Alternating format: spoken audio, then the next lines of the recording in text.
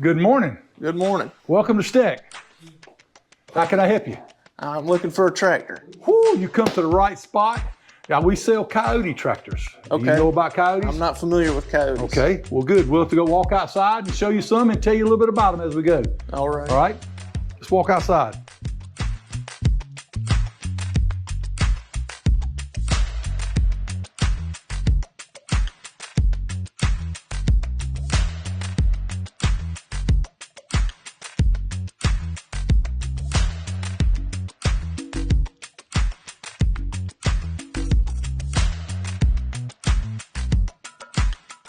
What size farm do you have, or land, or uses that you're going to be using with your tractor? Well, I have a long gravel driveway on about 10 acres. Okay, good, good, good. So that sounds like that's going to be perfect for the CK series. CK series tractor for Coyote goes from 25 to 40 horsepower. They vary a lot of features that you can add to it to make it the long gravel driveway we can take care of with the equipment on 3-point hitch on the back. So yes, sir. So let's go look at the CK series. As you can see, walking by Coyote, you can see that Coyote starts with the subcompact CS and tractors, which is great for smaller yards and areas like that.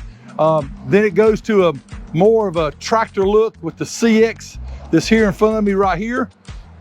All these tractors here come in 22 to 25 horsepower and you can fit them any way you want.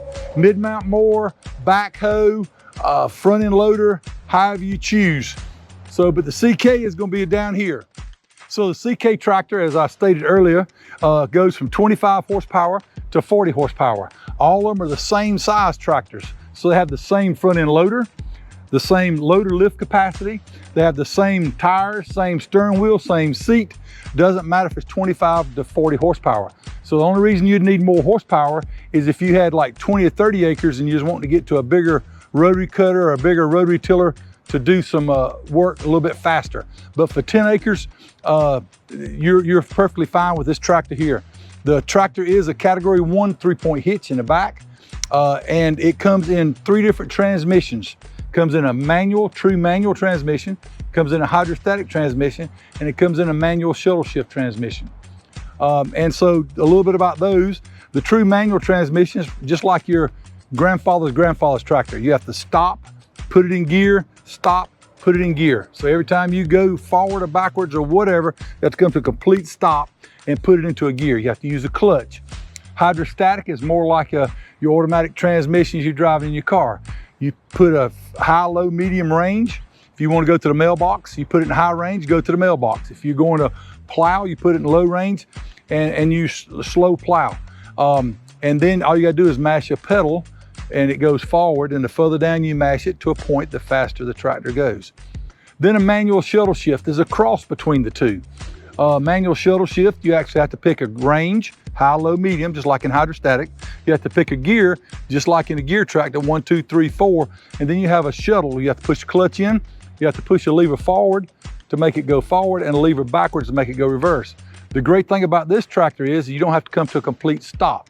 So you can be still rolling and put it in forward or reverse, and that way you're not grinding gears like you would in a manual transmission. Is there a benefit to having a cab on a tractor? When you get my age, actually it's a benefit, but your age, yes. The thing with the cab, if you stop and think about it, it's creature comfort if you look at it. So on a day like today, it's nice and cool and everything is perfectly fine. It's a nice fall day. It's good to be outside. But Saturday, when it was 100 degrees, it'd be great to have a cab. The other good thing about the cab is air conditioned and heated, and it does come with a radio. Also, you don't have to worry about dust. You don't have to worry about insects, bees and yellow jackets and stuff like that.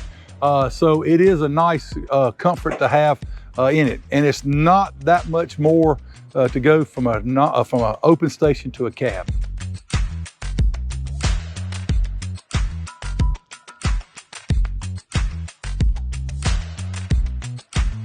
The CK series is going to start with 5-foot 3-point hitch equipment, and if you go to 40, you can creep up to a 6.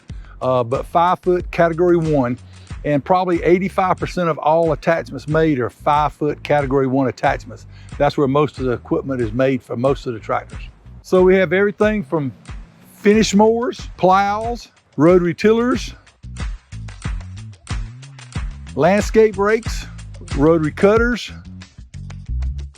box scrapes, seeder/fertilizer polycone, grapples, and pallet forks, just to name a few.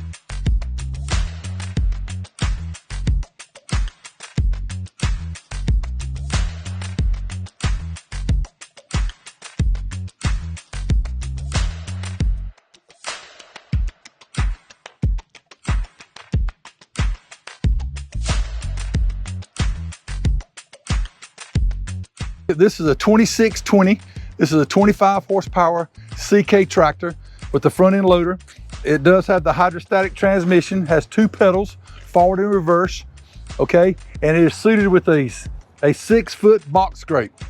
And the reason for that is this tractor weighs about 3,500 pounds once we load the back tires with water and antifreeze to make the tractor as heavy as possible.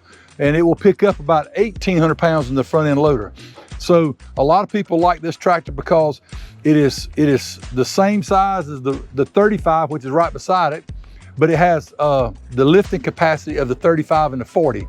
And that's what most people like. This is the best wheelbarrow that you'll buy.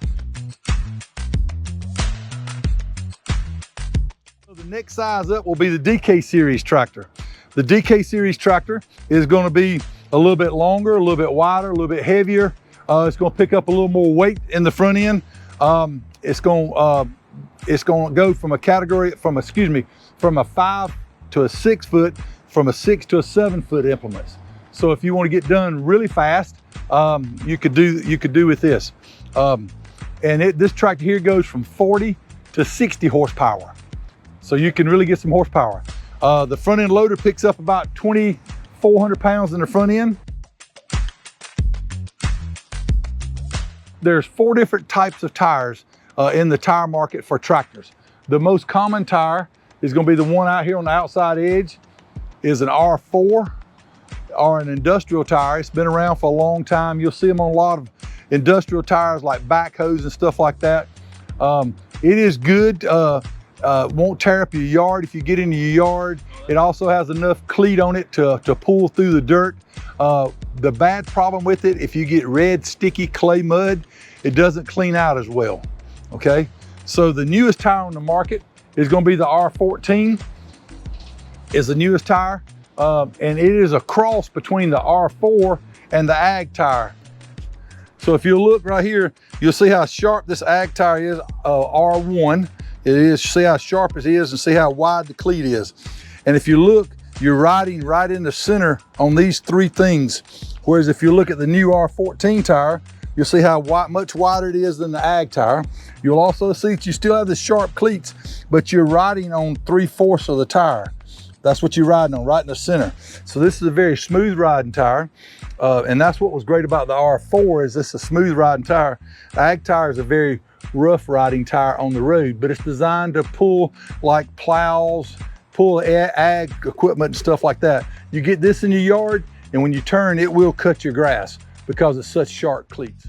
And then the last one will be a turf tire. Turf tire is going to be completely smooth, just like your car tire. No traction whatsoever as far as pulling, but great on grass, great on turf. Most people, probably 75% of the tractors we sell are with R4 or R14s.